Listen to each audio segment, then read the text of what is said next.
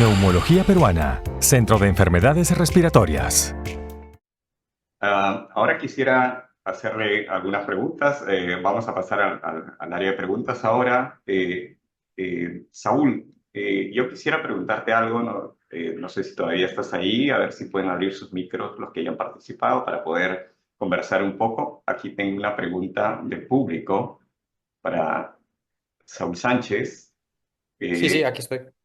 Ok. Me dice, mencionaron sobre el consumo de proteínas en pacientes renales que no era perjudicial. En Perú, normalmente se manejan cantidades establecidas ante patologías. ¿Cantidades normales de proteínas en estos pacientes son aplicadas en otros países o cómo lo manejan? Bueno, comentaba que era lo que venía saliendo en la evidencia reciente. De momento aquí tres cuartos de lo mismo. En el ámbito hospitalario se sigue bajando de manera general el consumo proteico porque es algo que nos está mostrando la nueva evidencia, pero bueno, siempre hay un gap de tiempo entre lo que asemejan los estudios más recientes y las hipótesis que se barajan y la aplicación luego a la clínica. Obviamente, por precaución, todavía en pacientes renales se rebajan estos consumos proteicos, pero bueno, quizás en un futuro y con lo que está saliendo la tendencia sea a individualizarlo un poquito más y no a bajarlo por defecto en todo el mundo, sino también pues saber un poco si existe caquesia, si existe nutrición proteica, cómo son los valores de masa muscular y demás. Entonces, yo creo que estamos un poco en ese escenario quizá de transición, quizá de hacernos preguntas y establecer nuevas hipótesis. Perfecto. Y aprovecho, aquí se habla mucho de la creatina, pero sobre todo en el deportista, en el gimnasio se habla mucho de creatina, pero de eso se habla muy poco en el mundo médico. Cuéntanos un poco de eso. Pues mira, yo la creatina la aplico mucho en pacientes con patologías. De hecho, trabajo como externo en una clínica que se centra fundamentalmente en pacientes de ictus, en pacientes que necesitan una rehabilitación a nivel del sistema nervioso central. Y yo la pauto mucho la creatina en combinación con entreno de fuerza, porque si no, no tiene tanto sentido para este tipo de pacientes. Y la verdad que la mejora es muy grande. ¿Por qué? Porque toleran volúmenes de entrenamiento mayores, con más intensidad, y esto repercute muy positivamente en la velocidad de la recuperación y del tratamiento. Además, ahora se está viendo que la creatina tiene también tiene efectos positivos sobre la función cerebral y que son varios los puntos sobre los que actúa. Ya no es solo un suplemento enfocado al rendimiento deportivo, que también, que es el que más evidencias tiene, ¿no? Sino que además dentro del contexto de la salud e incluso de la enfermedad puede tener mucho sentido también para personas mayores la suplementación con creatina, obviamente siempre mejor recalco con actividad física en combinación, pues para resolver muchos conflictos a nivel de pues, disfunciones dentro del organismo y problemas que puedan surgir. Perfecto, gracias. Ahora, Hidetaka nos hablaba sobre pues, todo un sistema en el cual nosotros debemos participar médicos, enfermeras, el rehabilitador, el nutricionista. ¿Cuándo el neumólogo, el médico internista, el geriatra deben enviar a su paciente con el nutricionista o con el rehabilitador? ¿En qué momento eh, lo debemos hacer? ¿Cómo, me gustaría que le des énfasis en este algoritmo que mencionabas sobre cómo hacer el diagnóstico de sarcopenia respiratoria y cuándo es el momento en que debemos buscar ayuda.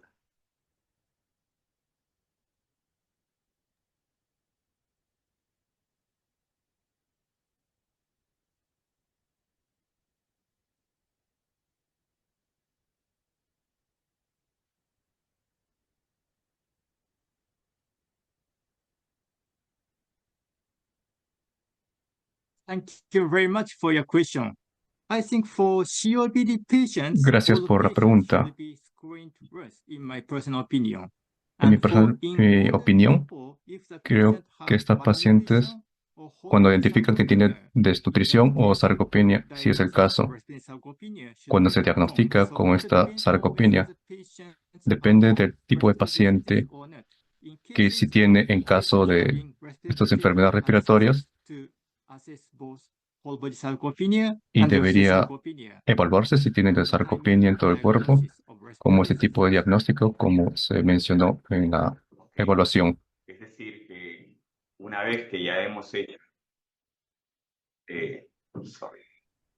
Es decir, que una vez que ya hemos hecho el diagnóstico de la enfermedad respiratoria e inmediatamente hemos hecho el diagnóstico de sarcopenia es el momento de buscar ayuda, de pasarlo con el nutricionista y el rehabilitador?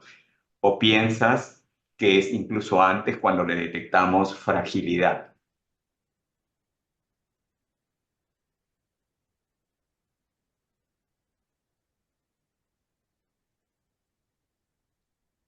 Yes, at the timing of diagnosis of disease, we should at Esto least deberíamos screen hacerlo patients have malnutrition cuando tiene or desnutrición sarcopenia. And if the y patient have sarcopenia. malnutrition and Si el paciente sarcopenia, in that tiene case, it should be assessed deeply about desnutrición whether the y patient esto have debe ser, sarcopenia. In el that case, paciente debe we ser should investigado con más for profundidad medical therapist or registered dietitians por or estos dietetics terapistas can y be este proceso done.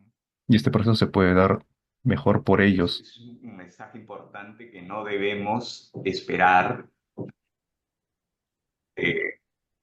para que el paciente esté desnutrido para recién decidir intervenir en este tipo de pacientes, porque a veces estamos esperando un índice de masa corporal menos de 18.5 para recién intervenir, y a veces el paciente ya tiene disminución de fuerza, disminución muscular, y deberíamos intervenir mucho antes, ¿cierto?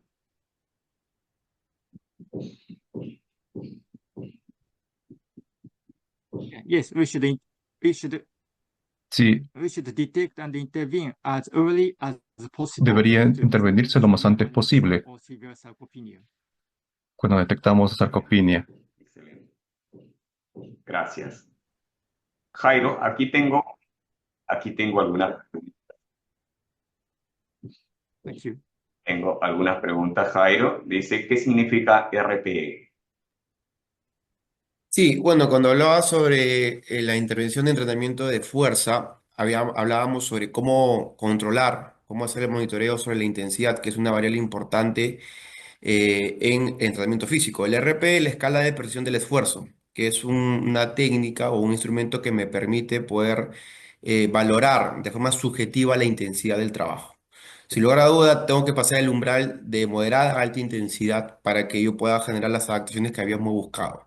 Entonces, obviamente, cuando no tenemos herramientas como puede ser análisis de gases o como puede ser algunos marcadores sanguíneos, que básicamente lo usamos en investigación o en laboratorio, en campo, en aplicación, lo que más se utiliza es escala de presión del esfuerzo, ¿no?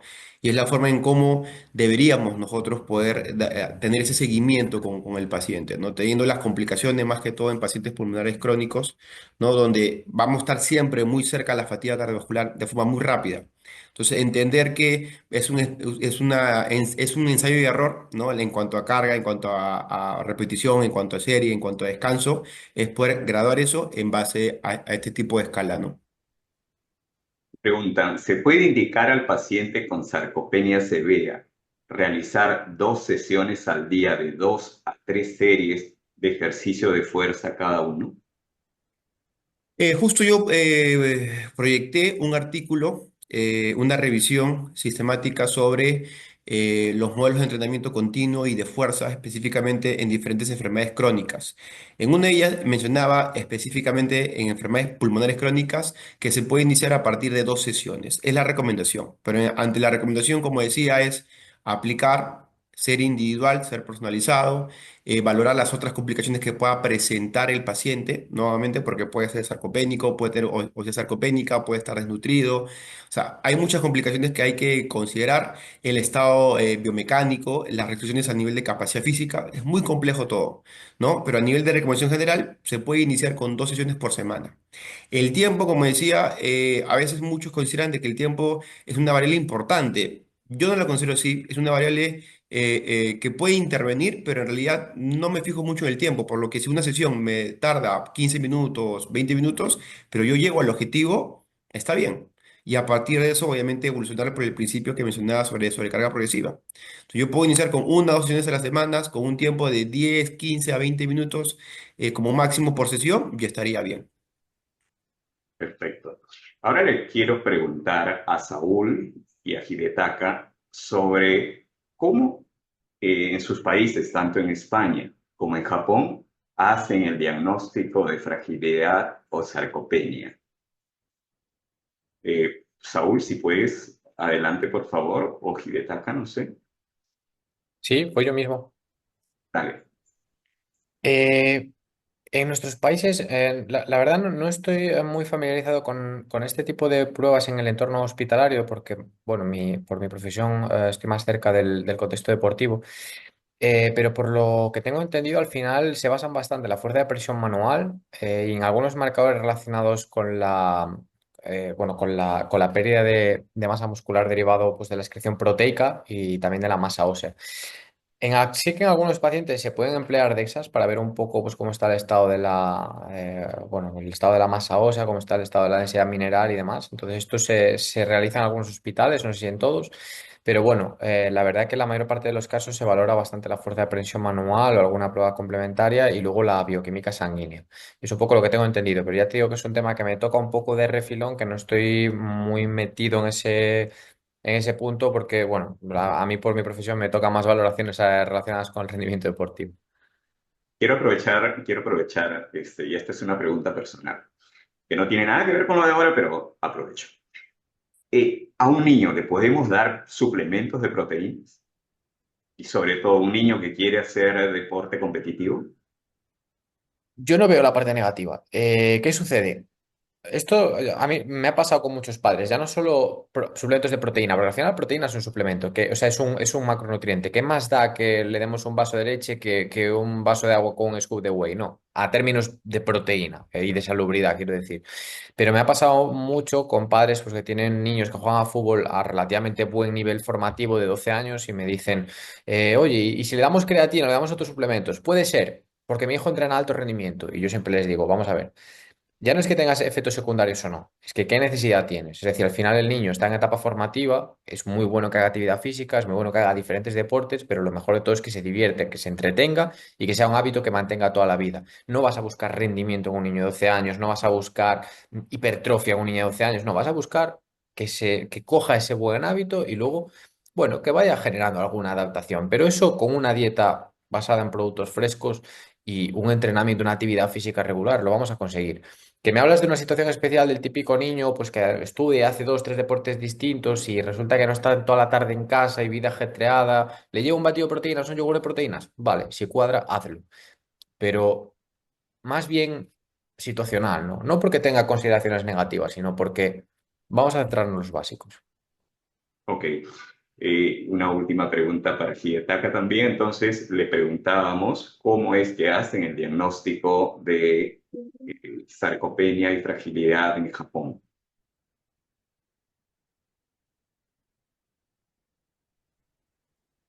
Thank you very much. In Japan, sarcopenia Gracias. is diagnosed by Se diagnostica Asian en Japón. Working for Sarcopenia Diagnostic Criteria. That means measuring muscle Esto mass. se And mide la if the masa patient muscular have low en los muscle mass pacientes. plus Si el paciente low tiene athletic baja mass or low physical masa performance, muscular in that case, o the patient fuerza, have diagnosed as following esto sarcopenia. But the se important diagnostica que thing el is paciente measuring tiene muscle mass sarcopenia. and muscle strength.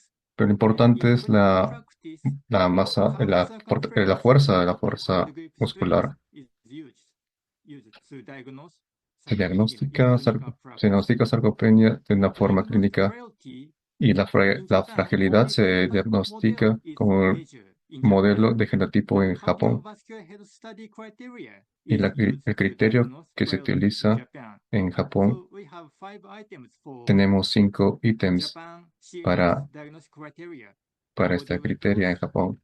Eh, muscle strength, la fatigue, fuerza muscular, la fatiga, speed, and la physical velocidad performance. y, And if the patient have y 3 desempeño items, físico. in that case, we diagnose the Y people de esta have forma, si body tiene 3 de weight. esto se diagnostica al paciente con fragilidad. Thank you, profesor Wakabayashi. Ok, Ah, tengo por ahí todavía Félix. Félix, hay una pregunta y con esto terminamos la parte de preguntas para pasar con las siguientes exposiciones. Janet nos dice, ¿los suplementos nutricionales o vitaminas no afectarían el riesgo de adquirir TB? Eso es la evidencia mostrada. Pero la ganancia de peso durante el tratamiento sí va asociada a mejor pronóstico en el paciente ya enfermo. En todo caso, cabe la pregunta, ¿con qué dieta ideal se debe conseguir ese incremento de peso durante el tratamiento? Son dos temas distintos, prevención de TB y durante el tratamiento de tuberculosis. Sí, ¿cómo está? Pues, se me escucha, ¿no? Sí, Ok, sí. perfecto. Sí, son dos temas diferentes.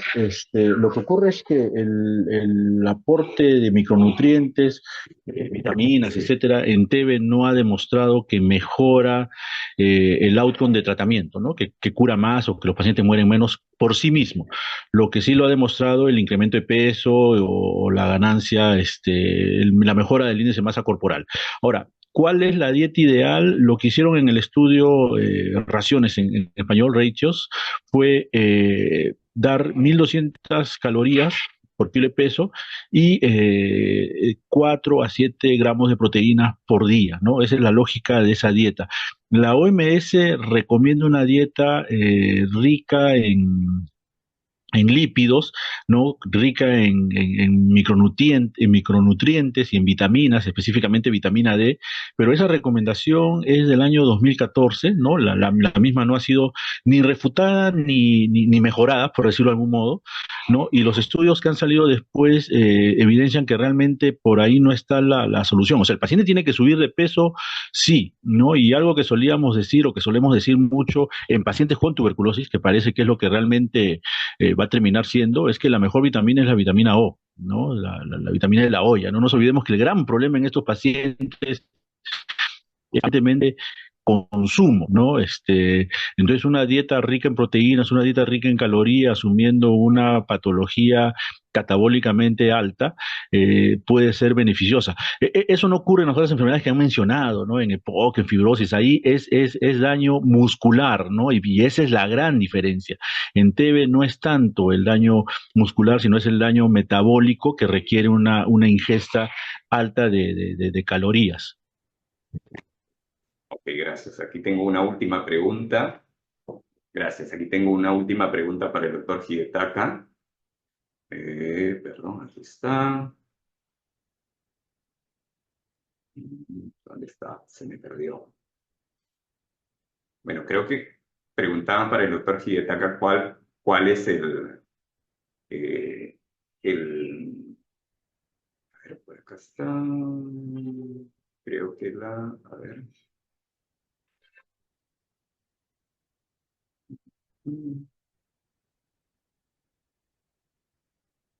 Excuse me, one moment, please. Ya, ok. I can't catch. Ya creo que la respondió. Ok, listo. Yo les quiero agradecer a todos. Saúl Sánchez, doctor Hidetaka, Félix, el doctor Guerrero que estuvo con nosotros. Ha sido unas presentaciones muy buenas. Hemos aprendido mucho y Thank you very esperamos much. contar con ustedes para próximos eventos. Vamos a pasar con las siguientes ponencias. Muchas gracias. Neumología Peruana, Centro de Enfermedades Respiratorias.